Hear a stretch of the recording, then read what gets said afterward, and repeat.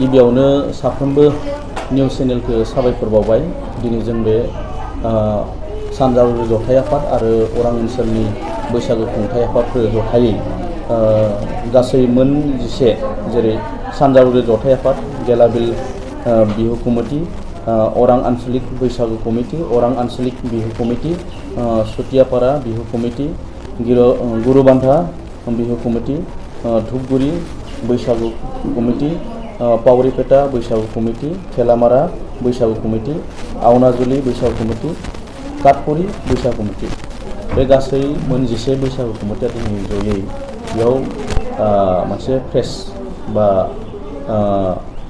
खुंदों।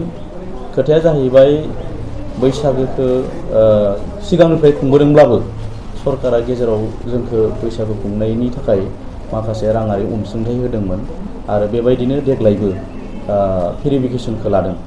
दा बे आखायै जोङो सरकारनिफ्राय जि 1.5 लाख थाखा होनाय बेखौ मोनगोन आसायाव जों बयबो बैसागोखौ गाजा गोमजायै खुंदों आरो एसे धार लालायनानै सहाय होलायनानै सोरनियावबा बिथ'लायनानै बा सोरबा ग्रुपफोरनियाव लानानै जों बैसागो खुंबाय।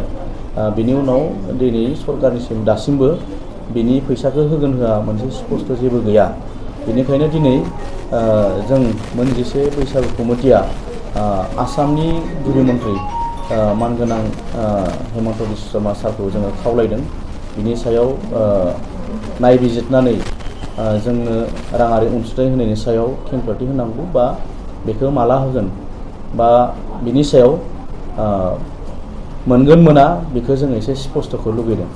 नङाबा जोङो गोबां माने रांनि धाराव गब'ना थागोन। बेखौ जोङो आसामनि गिबि मन्थ्रि बिथांनिसिम जोङो फोरमायदों आरो बिथांखौ खावलायदों बिनि सायाव नोजोर होनो आरो बिथाङा उन सिगां होबोखानाय हिसाबै देग्लायबो जोङो जिहेतु भेरिफिकेसन लाखाबाय बे हिसाबै बिथाङा बे राङारि अनसुंथाइखौ होगोन होननानै जों मिजिंथिदों।